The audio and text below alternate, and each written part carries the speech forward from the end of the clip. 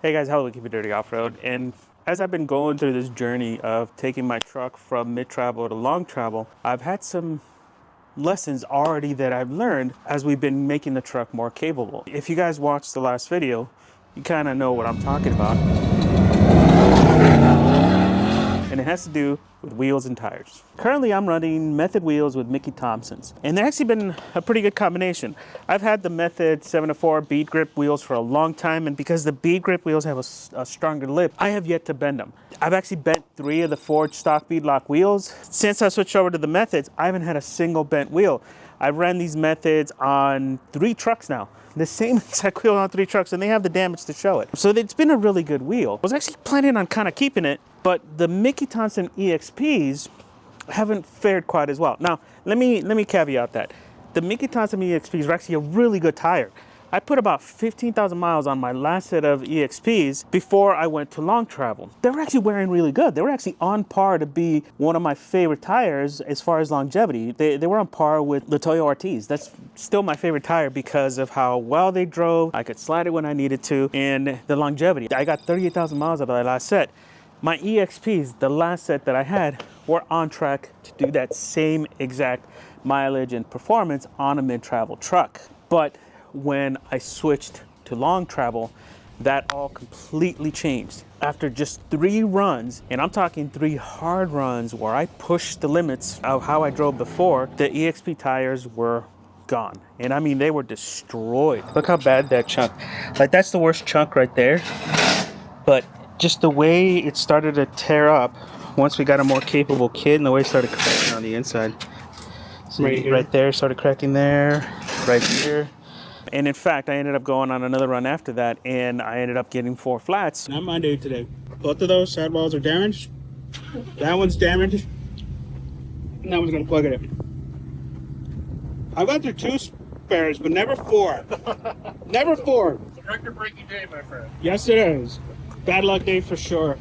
Now, just to keep running, I went ahead and got another set of EXPs because I do like this tire, and I do still recommend this tire because it is a really good tire for mid-travel setups. But if you're going for long travel, you need a new approach. My original idea was to look for a stronger tire, ideally something DOT approved so I can have my local shop work on it. And I was gonna keep the same wheels that I had on this truck, right? Just go with the new set of Methods. Now, I wasn't gonna replace these because I still wanna have a DOT approved tire for the longer trips because, you know, a harder compound tire, harder tires, especially race tires, they're not the best for long trips, and they suck in the wet during the winter times when it's our busy off-road season here. And if I knew if I was gonna get mud, I still wanna have an option. So I still wanted to keep my EXPs, Mickey EXPs on the Method bead grips. Here's the tires we ended up going with. These are the BFG KR2 race tires. When it comes to race tires, there's only a few options. KR2s, KR3s are some of the best. I got recommended projects. I ended up finding a really good deal on a set of 6 KR2s, and I jumped on it. Found these on Marketplace. 4 of the tires are basically new, 2 are race takeoffs, but it doesn't matter. It gives me a full set that I can go out and run in 39-inch, and it's one of the lighter tires out there. The only tire that's lighter than these, I think, from my knowledge, is the KR340 is actually lighter than this, just a little bit. Let's go weigh these real quick so you guys can see how much these weigh and why I picked them. We got a 39-inch KR2. You guys can see the size difference right there. We got a 40-inch KR3, and then in the back, a Toyo MT 40-inch. To see which one is heavier. We got my scale. Let's figure it out. Start off with the 39, just to give everybody a reference. It is zeroed out. We got the scale on the ground, nothing else on it. Okay, so just for reference, we did weigh this yesterday. It's 91.5. 91.5. Again, KR2, 39. All right, let's do the KR3, 40-inch. Well, dude, not by much, but it is lighter. It's 87 compared to what was it, 92? 92, yeah. Yeah, so it's about 5-6 pounds, 5 pounds lighter. That's not bad, dude.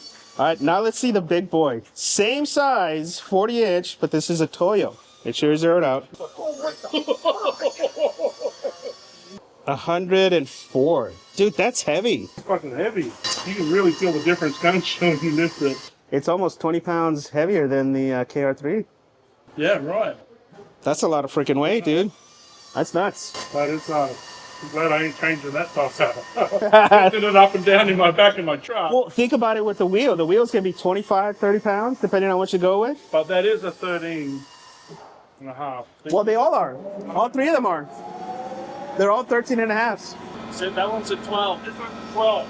That's a 12 and a half? This is a 12.5. Oh, wow. Okay, well, that makes sense. Yeah.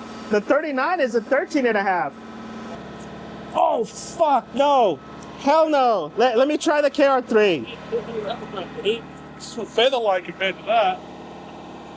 It's still heavy, but it's not bad. At least I can lift that. That I cannot fucking lift. Oh, it's quite large, isn't it? That's a lot of load. So yeah, so which one did you run, guys? The Toyo MT 40? The KR3 40, which I'm surprised by how light that is. Or the KR2 39. I like the KR2 because it's 13 and a half. I really like that size, but you can't deny that's a little bit lighter. And yes, it's only like 6 pounds, 6, 7 pounds, but that makes a huge difference. Huge difference when you're rolling down the trail. So this is a 40, but truly it's a 39. It's just under 39. It's like 38 and like just over 3/4. And that's a Toyo. Toyo MT. All right, let's see the KR3. And this is with no air, right? So this does go a little bit lower once you put air in the weight and everything. Leave the square, just kind of let it hang. This is actually it's a little bit closer to 40, right? This is like 39 and a quarter. Yeah, 39 and a quarter. Let's see what the 39 is. Watch, this is gonna be 37 inch, right? Knowing your luck, well then you'll be able to fold it straight on. Yeah, but a true, the 37s are actually like 35s. 38. Here, can you hold that just flat on the thread there? 35 and what, half? Yeah, somewhere around there. 38 and a half. That's not bad, dude. That's actually really close. 38 and a half. The BFG is actually pretty close on the size. That's not bad. Tread patterns are really different, right? This is the KR2. It's really, really meaty. KR3, it's a little bit more compact. And then obviously MT is very different. But it's like the difference in tech, right? This is a couple-year-old tech. This is like the latest tech. This is what's working in the races today. Because of the weight, because of the pattern and everything. I kind of wish I had KR3s, but do they make these in 13 and a half? Yeah, they do. Yeah. I think brand new, aren't they? Like $900 a tire? Oh, no, I think they're 1,200, aren't they? $1,200 a tire? I think so. Holy crap. Now, originally, like I said, I was going to try to go with the methods. After talking to a friend of mine, he brought up a really good point. It's like, you're running harder, you're running faster. Why would you use the same wheels for your new setup if you end up going with race tires? And he's right. While the Method Beat Grips is an excellent tire, and I still highly recommend it for the majority of you guys out there, when you start going long trail, you start pushing these trucks harder, you need something a little bit stronger. If you're on a budget, Method Beat Grips is your best option. They're relatively affordable. I think they're about $300 a tire. You can find them used all the time for as little as $200 a wheel. A wheel. And you can't beat the strength. They're much thicker than your standard wheels. For this new setup, if I'm gonna push it harder, I wanted something stronger, and the options are limited. In fact, there's only a handful of companies that make really good, strong off-road wheels, but only one company gives you a warranty. I know a lot of you guys are like, okay, just get Innovates, get all the popular brands that are out there, right? And none of those have an off-road warranty, where if you damage it off-road, if you crack it, break it, they'll replace it. You know, some of them will work with you. I know Innovates folks, they'll work with you, but none of them put it in writing. And the company I picked puts it in writing that if you break them off-road, they will replace them. No questions asked. These are the wheels I decided to go with. TR Racing Beadlocks. TR stands for Trail Ready. Trail Ready is a company out of Washington. And this is a brand that I know quite a few of my off-road buddies run on their trucks. They abuse on the regular. We're talking going to Baja, racing with these wheels and not having any issues. And if they did damage one for whatever reason, right, where they hit something a little too hard, they were able to get these replaced under warranty. And that's the main reason I picked these guys. The cost is high. I think it ends up being about $600 a wheel. But the warranty on these is totally worth it because it is an actual off-road warranty. You look at their packaging, it's extreme duty off-road wheel. This isn't even a forged wheel. They do have a higher end version that's a forged wheel. But when I talked to them, I was like, hey guys, so which wheel should I get? Do I really need a forged wheel or can I run your regular wheels? And their feedback was like, look, we have all those Ultra 4 trucks out there on King of the Hammers running our wheels, the regular wheels, on a regular basis without any damage. And that just kind of sold me, right? Their feedback, talking to them about the people that use their wheels, knowing some of those folks that are friends of mine that use their trucks on the regular that are crazier drivers than I am, made my decision easy. So let's go ahead and unpack these and show you guys how these look. This is like my first real high-end wheel purchase. I've always kind of spent the money on tires, but on wheels I've always tried to skimp out and find a better deal. And by the way, this video is not sponsored. I paid for these wheels myself. I think they're going to be worth every penny.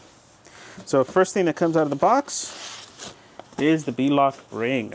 Now I decided to go with a beauty ring. I don't want to have to deal with the BS of doing beadlocks. I've done it before. Those are the wheels that I bent. It's a lot of freaking work. I want to avoid that work. So I went with the beauty ring instead. And I went with the brushed look because I kind of like the brushed look, but the wheel color is a little bit different. Here's the wheel. Now the beadlock ring does come with some hardware. It looks like it's all grade 8. All right. And they're really short because they're only meant to hold the ring in. And then they do come with the valve stem. I'm not sure we'll end up using this because I do want to do TVMS. So it comes with a little valve stem, little metal valve stem that you can use in there. Now as far as the wheel itself, this thing's a beauty. You ready? Let's see it. With lime green. I want it to lime green. It's not lime green. It's pretty though, right? Right. Lime green. This is kind of like their gray, kind of dark color. Are you gonna powder coat it lime green?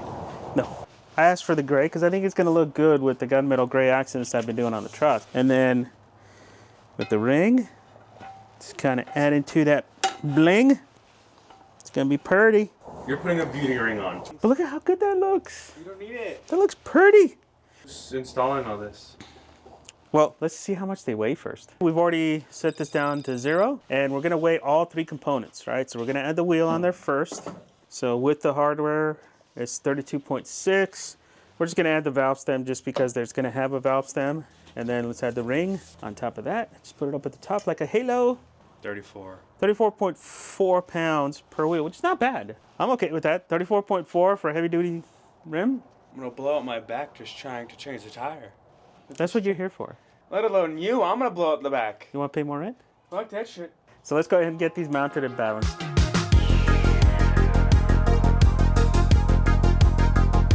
Rings and hardware's right there. Truck is loaded up. All 6 fit in there. Wow, that's kind of surprising that all 6 fit in the back seat.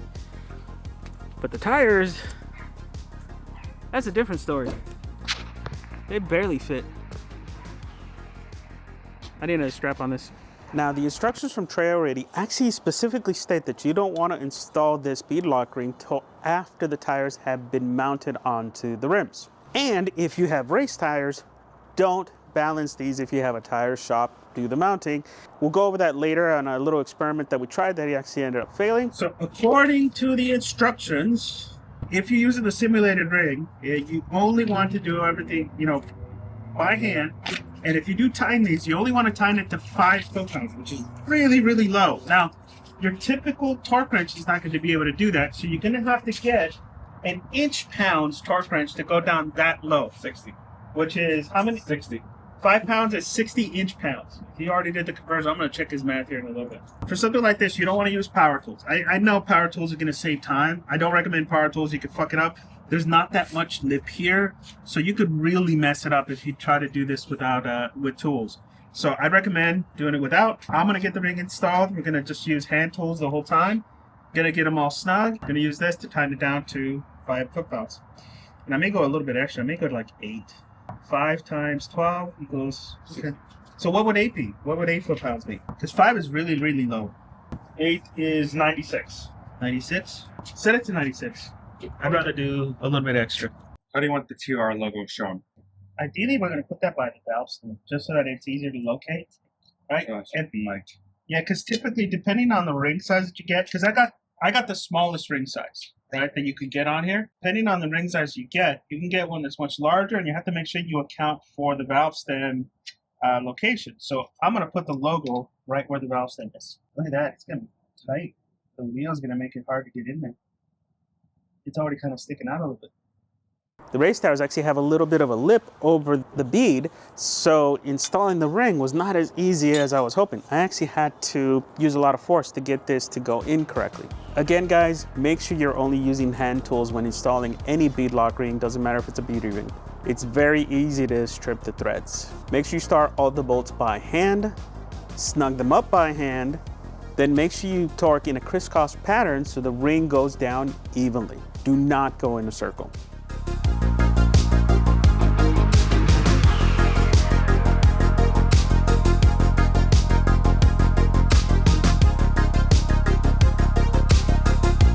All right, now that I got all of them mounted, all the rings mounted, they're ready to go. We're gonna see how much of a height difference you get on the truck, and we're gonna do it in 2 ways. One measurement, we're gonna take us to the fender, the bottom of the fenders, both front and rear, to see where we're at. 43.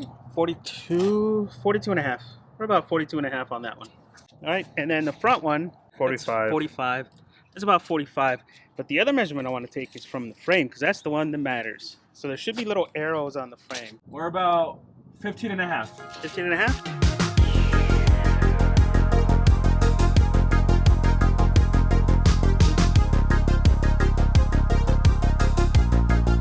Okay, so what was the back before, Ethan? The back was 42 and a half. We're 44 and a half. And that's being generous. No, that's 44 and 3/4, bud. Oh, yeah, that's right. Okay. 44 and 3/4. So we got what? 2 inches. Two and a quarter. quarter. 2 and a quarter. All right, let's see the front. The front was 45 inches. We're at, 47. no, we're like 47 and a quarter. And a half. So 2.5 inches. 2.5 inches up front, and then That arrow was 15. 17 and a half. 17 and 3/4. so 2.5, 2 and 3/4, 2 and 3/4. 2 and 3/4. So you basically had 2 inch extra inches everywhere. But that's not going to clear. That's too tight. The same here. Right? This is barely gonna clear. If that tucks, I mean, look how much it sticks out too. If that tucks, it's ripping that fender off. And then on the front, and this is the part that kind of sucks. So the front looks okay. The front looks okay, but that You have way about too tight. not even a finger width. The truck's at an angle. It's Already. supposed to be at an angle. Oh, so it compensated the angle. It doesn't look like it's at an angle. It compensated the angle? That's wild. Look at the difference. Look how little that looks How big are these? compared to this. Just treads alone are like 12. Well, no, like 12 and a half. Yeah, the footprint's much bigger. And these are, no, 10. 11. How much is the spacing? Oh yeah, we have plenty of space here. I can get my hand in there. Yeah, about 2 fingers, 2 finger widths. Yeah. And that's not even a finger width. And these are -6 too. Fuck, we should have maybe gone wider. I see why Kevin goes wider. Well, you never planned on getting 39s. What do you say, guys? Should we put them on all 4 corners and take it for a spin? Let's do it. Break it. Let's do it. All right, now we need to see the weight difference between the 2 tires, right? I don't remember how much these weigh, so we're going to weigh them real quick. We got my camera set up. It's set to tare at 0. Hopefully it doesn't roll off. It's gonna roll off because we're at an angle, so I'm just holding it. It's about 103. 102.9, 103. So it's on there. And I'm just using enough trace so it doesn't roll.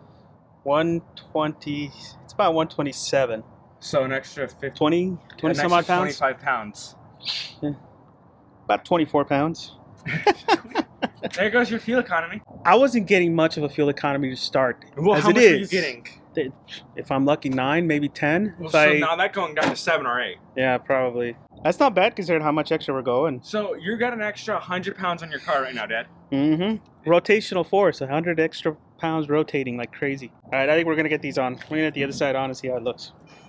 God damn, she looks good. What do you think, hun? How do you think about how it looks? It usually looks- Oh my god. You never wanted me to fucking get in this car, did you? It's 2 inches taller. It's a little bit over 2 inches taller. What the fuck? She barely just got into the other one. Go on. I know, with my knee, I barely got into the other one, and now you want me to. No. What do you think of it, though? Do the tires even fit? No. What do you mean, no? It's So, not like, right. it'll work on the street, but it's not going to work off-road. So why'd you put them on? Because I wanted to see what it looks like. I really like the way it looks. Is this, how much is this gonna cost me? What do you mean? Because you got to do the fenders, and then you're going to want to do the Well, cage. okay. So and then you're going to do the thingy and the other thingy. So let's do the math, right? So no math. front fenders are probably going to be about $1,000 plus paint, so about $3,000. Wait a minute. So it's about $3,000. $2,000 for paint? Yeah, paint's expensive. Fuck, I'll paint them. Rear fenders are about the same. So I think all told, probably the paint to do all 4 fenders is going to be about $2,000. So let's say it's going to be about $4,000 for fenders and paint. At least $4,000 in fenders and paint. I'm going to have to account for labor to do the rear fenders too. And then once I get that set up, the back end's got to go wider too. So I'm either going to have to do spacers or I'm going to have to do an axle. So I could end up doing another $10,000 in the axle back there. 10, 15 grand. But I think we'll just do fenders first because look, that looks good. Those tires, those wheels, they look freaking I can good. save money. I'll do the paint myself. I'll go to Lowe's. I'll get some spray cans. It just has to be black. What do you think about it looks though? It looks ridiculous. Mom, try to get in the car. No. You look ridiculous. Okay? Oh, that's a noticeable difference. What the fuck? That's a noticeable step up. Well, you know what? So are you How much of a step up is that for me? He's gonna need my steps too. Yeah, so I'm pretty short. I'm only 5'5". I'm short. So He's gonna need my steps. Oh, wow. Oh yeah. Oh. That's pretty good. And you want me to get in there? Show some leg. Are the chocks removed? Oh, the chocks are removed. All right, I threw them over there already. What the fuck I'm gonna try to turn. Good luck. You know, after all of this, I'm getting more fucking Legos. I'm getting the Death Star. The $1,000 Death Star. Oh. I don't look good. You are right fucking there. Put it in parking brake. You got to look at this. Oh shit. The gap got smaller. That's right on the lines here. That's it? No, it's barely not touching. This side's not as bad. It actually got a little bit wider. But still. Not by much though. You probably got 150 thou extra. It's not rubbing. Yeah.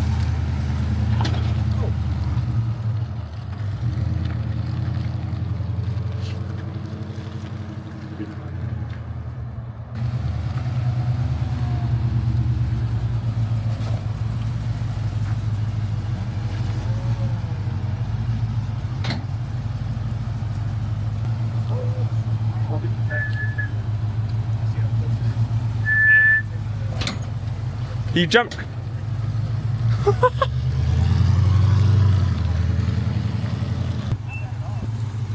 You are fucking an inch from touching your fenders when you contort. It's gonna be tough to do this off-road like that. You have to fix this before you go on that trip next month. No, it won't be done by then, but at least we know what we gotta do now. Well, so if you go on the trip, you have to put the 37s back on. Yeah, let's put everything away and then I gotta take it out for a drive. All right. So unfortunately, there is one drawback to driving around with race tires, and it has to do with flat spots. Now, I don't know all the details of it, right? They're not actually radials, so they're not designed to keep their shape, but when they're cold and they've been sitting a while, it's a bumpy ride. And it takes a long time for them to warm up. I think on just the street driving, it's taking about 20, 30 minutes for them to really warm up and, quote, smooth out. And even smooth is not all that smooth, as you can hear from my voice. I've been driving around for about 10 minutes so far, so it's not quite smooth yet, but I'm on a smooth road, and it feels like I'm going through washboards. Kind of sucks. I think the benefits will be there off-road to justify dealing with this rough ride. We're not gonna find that out now. There's no way that I can off-road these tires right now. There's no way. I'll destroy the rear fenders completely. There is a path to get the fronts to clear with the cab chop for 40s and some trimming on the +2 fenders that I got from Hannah Racing Design. They have basically I got to cut the core support, I got to cut that bracket off the back of the light, cut about an inch or so off the fender so that it clears, and then do the cab chop. You have to do the cab chop because it does rub. When I back up and turn all the way, it rubs. And I may have to relocate my airbox too. I may have to rethink that or make it smaller. But in the back, there's no way that stock fenders will do it. And I'm actually a little concerned about the stock wheel wells to be in able to clear too, and how much those have to be chopped off. So I think for now, I'm gonna save up a little bit of money.